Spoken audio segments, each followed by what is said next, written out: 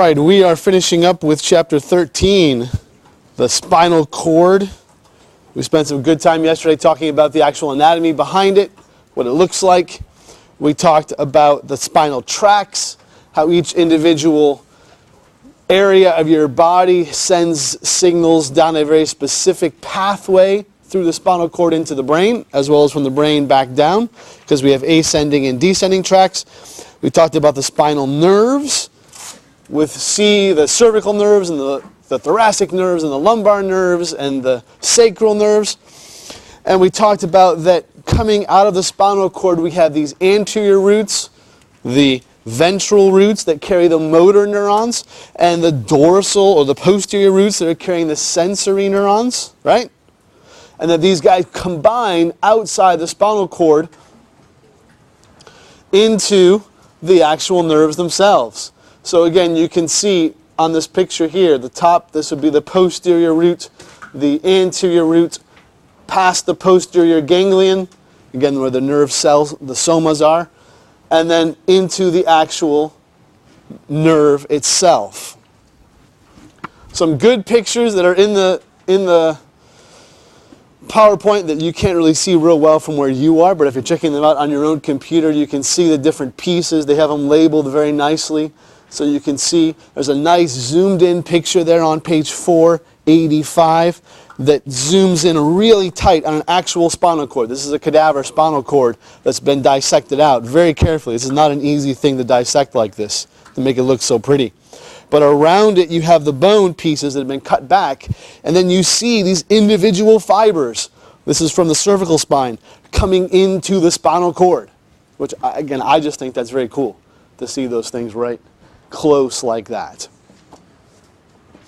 One of the conditions we want to talk about on the list on the back of the clinical applications is shingles. I'm curious, how many of you had chicken pox? Oh, very few of you. That's because in your age, as you were growing up, they had vaccines, right? In my age, we did not. So I had chicken pox actually a couple of times, which you're not usually supposed to be able to do that, but I didn't have it bad enough the first time. And of course I have 3 younger brothers, so we shared it amongst ourselves. It was a good time.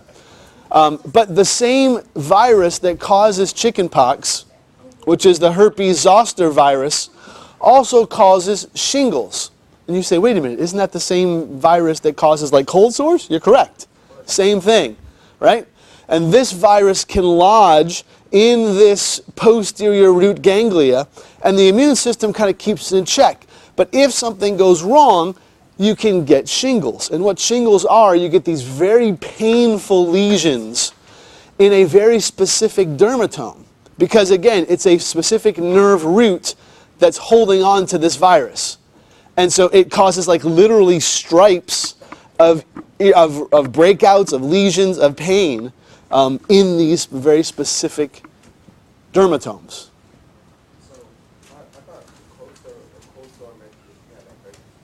Right, that's that same virus. Right, the same virus. Yep, you got it. It is. Mm-hmm.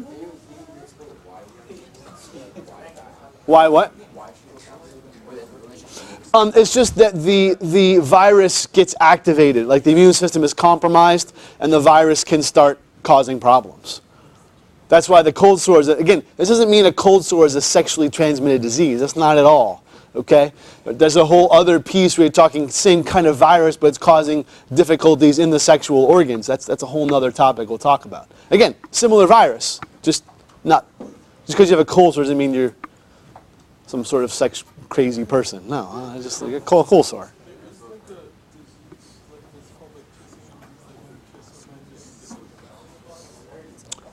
Kissing disease, what I have heard that being referred to as mononucleosis, which is another infection that you get by sharing saliva.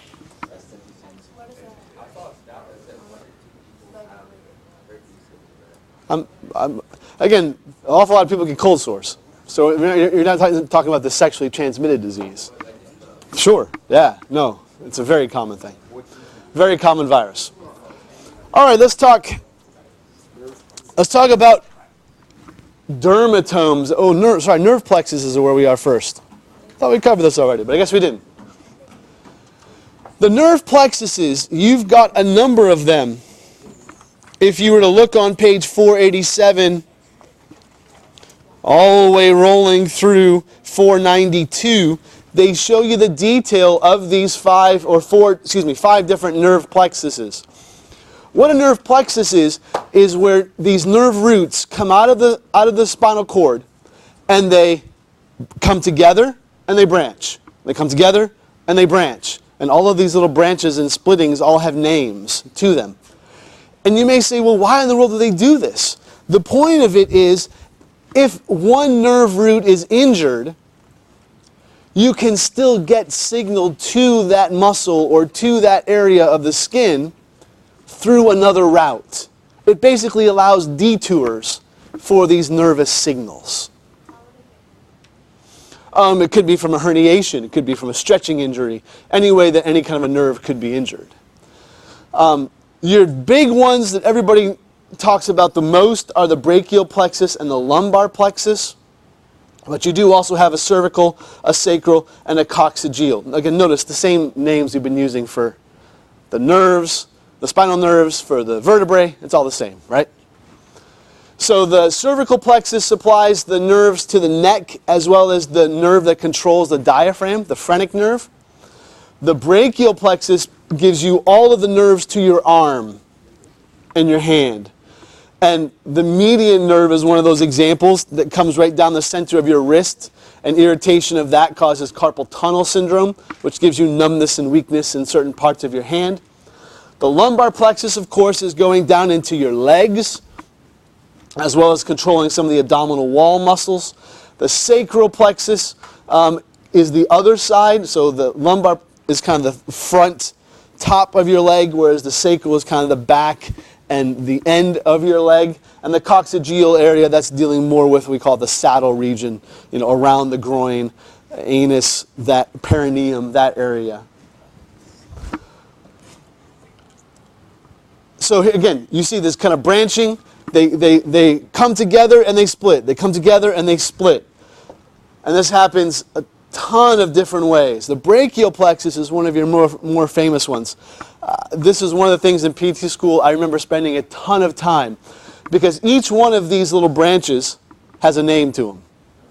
Okay? And you have to be like, I had to be able to draw this on a test, where I knew that this is from C5 to T1, and they came out with these roots, and then they branch into trunks, and then they come back together. There's just tons of pieces there. So I remember on my I had a whiteboard that I used. I remember drawing this in different colors and labeling and then erasing and doing it again, because you had to know. And each of these different divisions and pieces breaks off to go to different nerves and innervate them and give them their function. I also think of the brachial plexus when I think about our cadaver, because my wife only came in one time to see our cadaver. Marge, right? I told you about Marge. Very, very large lady, right? And she had been talking about coming, because we spent the whole summer, and make sure you understand this. This was our first class in PT school, and we were doing this the whole summer. Like 7 hours a day with lecture and in the lab. It was a ton of time. And so she wanted to come see our cadaver. So she comes into the room, and my wife is a little squeamish about, blood or these kind of things. So she kind of steeled herself up for this. And she comes in, and we were working in groups of 5 on a cadaver. And one of my friends was working on the brachial plexus, because we were actually dissecting out all these nerves and getting all the divisions and all the roots and stuff. And he was sitting next to Marge, who is laying in her tray, right? And he's got her arm up on his shoulder like this, because you're working right here. The brachial plexus is coming right under the armpit. So he's got her arm on his shoulder as he's working. My wife's like, nope, I'm done. Couldn't sorry. And she goes, she leaves. So that was the only time she ever saw Marge, was that brief moment. You do, for the most part, sure. I mean, there were times we actually did work on the head, right? But certainly in the beginning, yes, you cover the face. You cover the genitals. You cover these. So you're respecting them, certainly. How long does that have to spend with the body every day? A solid 3 or 4 hours. Yeah, it was a long time. But again, these people have chosen to donate. These are not like stray people that they've just killed and put. No, these people have chosen to donate their bodies to science, and I learned more from that than almost any other class. I learned more when I went back to Andrews a couple weeks ago, and we spent that 8 hours in class in the lab. I learned a ton again, because you can see it, right? We can talk about pictures all day long, but to actually see it, it's fantastic. It's cooler. It's not like a meat locker by any means. They use chemical preservatives. You know, like the embalming type fluid. So no, they're not going to decompose. They break down more from the fluids than they do. Yeah. So no, not a meat locker by any means. All right, we keep going. Shh. Brachial plexus. Here's the lumbar plexus again. Going into the different nerves coming down the legs. The lab tomorrow you're going to do, by the way, we'll talk about some of these nerves. Let's talk about nerve injuries. This is, again, another piece on the back of your clinical applications. Two common nerve injuries they talk about here are the radial nerve being injured. The radial nerve comes through your axilla, through your armpit. So there's two kind of palsies for this radial nerve. If you use crutches for a long period of time, if your crutches are too high, you understand that you're not supposed to actually feel the crutch into your armpit. You're not supposed to bear weight on it. Why? Because you will actually cut off the nerve supply to this radial nerve. Okay? And it can cause damage too. You can actually lose the ability to work some of your hand and wrist because of this. Has anybody ever fallen asleep on their arm? Okay? You are basically cutting off the blood supply to this radial nerve. Right? Again, you move around. Your body, again, unless you're waking up every night and your hand is numb and tingly, right? You're fine. You move. Your body senses it and you move. You're not consciously awake, but you change positions. Right? But if you ever like fallen asleep and then you wake up and oh, that hand is just totally numb. They actually call that Saturday night palsy because people would fall asleep on the bar, right, like this. The bar pushed against here, right, the counter of the bar. And they would get problems with their hands. The other one they call it is honeymoon palsy, that you fall asleep with your arm around somebody, right, and your arm falls asleep, right? Sciatic nerve. Sciatic nerve. You get pain, sciatica. How many of you have heard of sciatica before? Yeah, this pain down the back of your buttock and the back of your leg because the sciatic nerve rolls right down that back side of your leg. And so that's a very common place for pain to happen. Oftentimes that's caused from a herniated disc. Let's talk about dermatomes. Dermatomes, I think, are fun. Did you realize that each nerve goes to a specific segment of our body? Now, if you look, there's a nice picture there on page 492. Now, they draw these pictures with beautiful lines, right? That say right here is C5, but move over a millimeter and that's C6. Well, there's actually overlap of about 50% of each of these dermatomes. Does that make sense? So if they say that this is C5 and this is C6, right? There's actually up to about here could still be C5, and up to about here could be C6. Does that make sense? It's not a nice, clear, crystal line. But as I mentioned, shingles follow these dermatomes because, again, the virus is in the nerve root itself. So when it causes irritation, you literally have a band. It often happens around the chest. So if you look at like T5 on your little diagram, you literally have a band that rolls around, and that's where this irritation and pain comes from. And you can look at the chart and say, oh, sure enough, T5, that's where you have it. It's craziness. But that's what it is.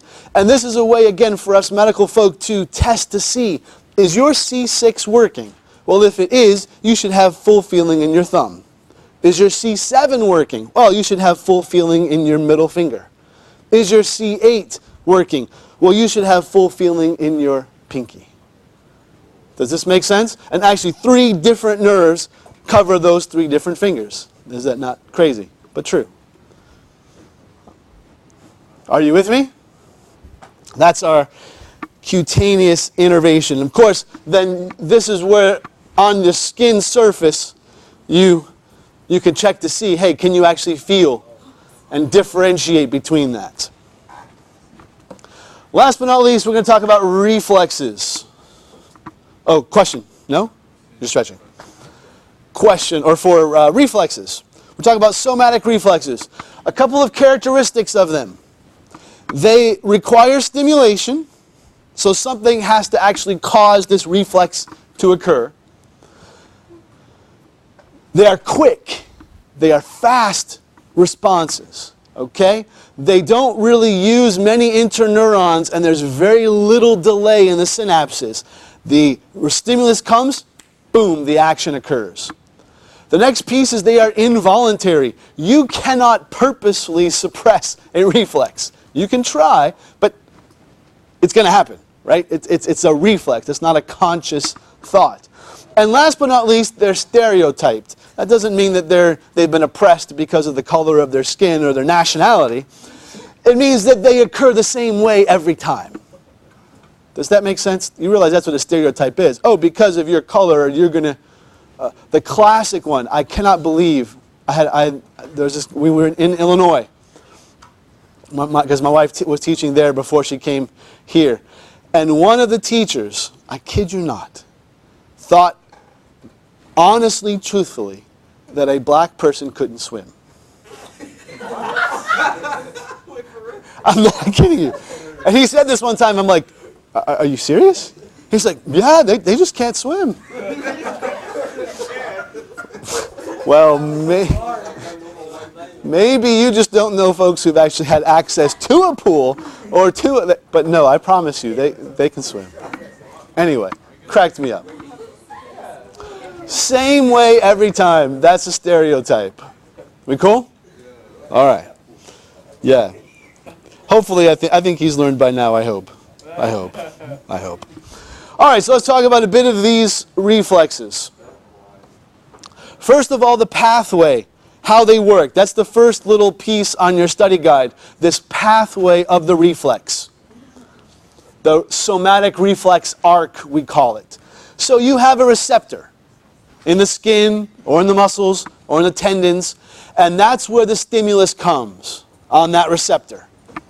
That receptor sends a signal up the afferent nerve. Afferent meaning what kind of nerve? Sensory, right?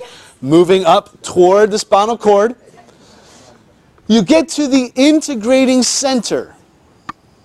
Now this is usually in the spinal cord itself. Little interneurons can go between the afferent and the efferent, or it can be that these actual a point of contact, a synapse between the afferent and the efferent together. Depends on the reflex. And this basically determines whether the efferent neuron should issue a signal. So again, it's not going up to the brain. That's what I want to make sure you understand.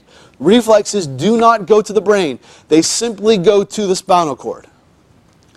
And they quickly then send the signal down the efferent to carry the motor impulse for a muscle, if we're talking about a muscular reflex. And then the effector, the actual muscle, does the contraction that it's asking you to do. You've got a nice view of that reflex arc there on page 493. This diagram right here, they are showing you the patellar reflex, where when you knock on that patellar tendon or that patellar ligament, right, from the patella moving down onto that tibial tuberosity, that stretch of it causes a signal to be sent up the afferent nerve, right? A quick crossover, the synapse between those two, where the cell body is of the motor neuron, excuse me, and it quickly sends a signal back down to the quadricep to contract. And if you're not careful, you kick the doctor in the face. Boom. Ah. Are you with me? This is our typical reflex arc. So, some people are less reflexive than others, all right? But there are things that we can do to make sure it's not a problem. Because yes, if I consistently in testing and your reflex for your bicep, let's say, is not working, that could mean there's a problem with your C6 nerve. But what about Sure, I mean, so that's L3. Yeah, but like, what does that do? Like, why do you have that? Just to show like it's Well, reflexes have a lot of different pieces. We'll talk about that in a second. Like why it's a protective thing usually. But this we're causing a quick stretch on the muscle, and the muscle contracts to protect itself. That's basically what we're doing. This tendon reflex, which we'll talk about in a second.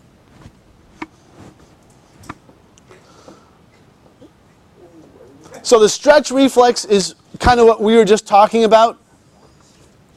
That when a muscle is stretched, it will fight back. It will cause tension and will not let you stretch it any further. And that just simply stabilizes joints. Again, there's a number of different ones. There's the knee reflex. We can test biceps. We can test triceps. My son's going to be our guinea pig here once we get through these a little bit. I want to show you them before we actually jump into them. Here's that patellar reflex in detail, which they show you there over on page 496. Another reflex we deal with is called the withdrawal reflex. So the withdrawal reflex, wow, where did that come from? Let's say you step down on a tack or something sharp on the ground, right? Very quickly, what happens to the leg that you were stepping on? It pulls back, right? It does hurt. I would agree with that. Okay? But you quickly flex. You quickly bend up that leg so you're not putting weight on it. At the same time, your opposite leg has to extend to hold your weight, right? If I just simply flexed one side, I would collapse and then impale myself on the thing you're trying not to do, right? That would be a problem. So you have to have this crossed extension reflex at the same time. Flexing on one side, extending on the other. Does that make sense, my friends? And again, this is in regards to a painful stimulus. Okay, so again, there's a nice picture there on page 497 that shows that withdrawal reflex. This person's walking in very, very shallow water. Yes. Very shallow water and is stepping on a bottle or something, I guess? I'm not sure. Yes, sir. Go ahead, question, fine.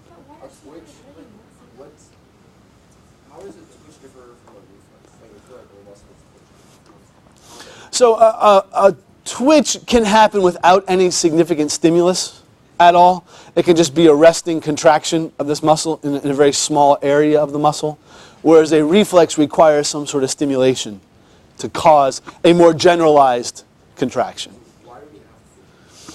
There's tons of different reasons. It can be that there's some dehydration going on there. It can be a lack of electrolytes. It can be neurological problems, like some diseases cause twitching. It just depends. Yeah. Tourette's is a neurological condition that's one of its symptoms, is this twitchiness. Yeah. Yeah. We've had students here, graduated a while ago, who had Tourette's. And it's a little bit interesting at first, yeah.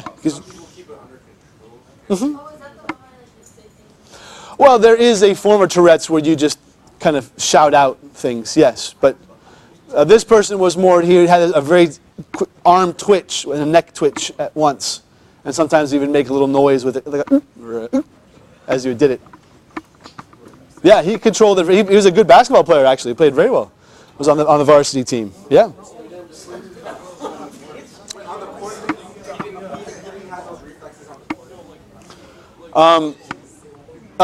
He did, but he was able to control it while he played. All right, Alex, come on up here. Shh. Yes. We take off this top. Just.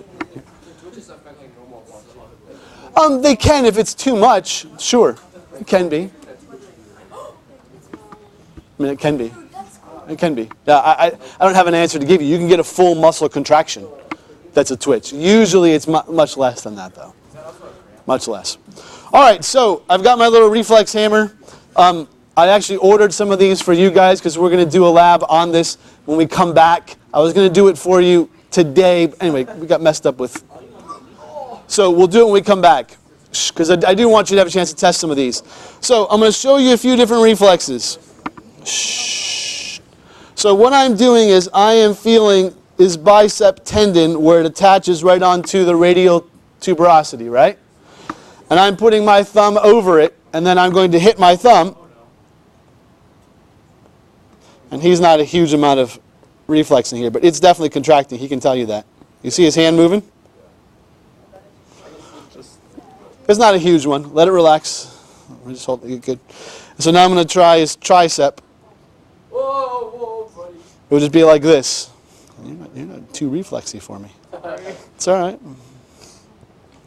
I'll just kind of hang there. Don't let it. That's really cool. Moving. You see it kind of move a little bit? All right. Let's try this knee.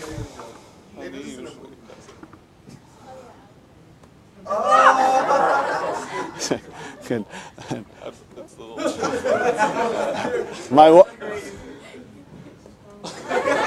It's good. All right. It is too short. You're correct. All right. Let your leg relax. You can also do your calcaneal tendon. Oh no. Oh no, I can't watch. No, Can you see it just pushing down? And you can come forward if you want. Yeah. One more time. I'll try on this side. So one of the things you can do is if the person is like thinking too much, they can actually override like if they're too nervous or something. And so you can have them grab both their hands like this, and do this if you would, and kind of just pull apart. And so they're focusing on pulling apart their hands while you do this. Let it relax. You see it? That's good. That's good. Do it again. And the trouble is his legs are too long. You can get a hamstring one back here. It's a little tougher to get. Good. Thank you. No. So it all depends on how you hit it. You can actually, I mean, if you hit it in just the right spot, you can make these reflexes go just with a finger. Okay? My wife has very, very sensitive reflexes. So she actually gets even what's called summation. So if you do it like this, right? You can, if you do it repeatedly, you can actually make it like just go up and stay up. Does that make sense? But it has to be very, very sensitive. And my wife, for whatever reason, super. So I can just with my hand, like just tap on her, and it drives her crazy. But it's fun to do. So anyway, there you go. No, Mom, I was just testing her reflexes. I swear, that's all. Good, good, good. All right. Again, you will have an opportunity to try these out. There's a whole lab that we'll do with these different reflexes. You'll get the chance to see how they work with each other. The last piece I want to mention that is there on your study guide is this tendon reflex. And this is basically a guarding mechanism for the tendon, so that when the muscle itself gets stretched a bit, the tendon will respond by a bit of tightening of the muscle to prevent the tendon from literally being torn off from the bone. So this is a protective response. So as there's more tension put on that tendon, it starts a contraction that helps protect it. That's basically what we're dealing with there. Okay, last but not least is spinal cord trauma. And this is usually the result of a vertebral fracture. So again, that spinal cord running right through the center of the vertebrae, if there's damage to that bone, it can cause injury to that spinal cord, right? In the US, 10 to 12,000 people are paralyzed each year by these spinal cord traumas. Who's the highest risk? Your age Males. Okay? Because we tend to do more foolish things. Okay? Shh. Because over half come from automobile accidents. Shh. So, usually when you're dealing with spinal cord injuries, you're talking about complete transection. In other words, we've completely severed the spinal cord, so there's no real motor control or sensory control below the injury.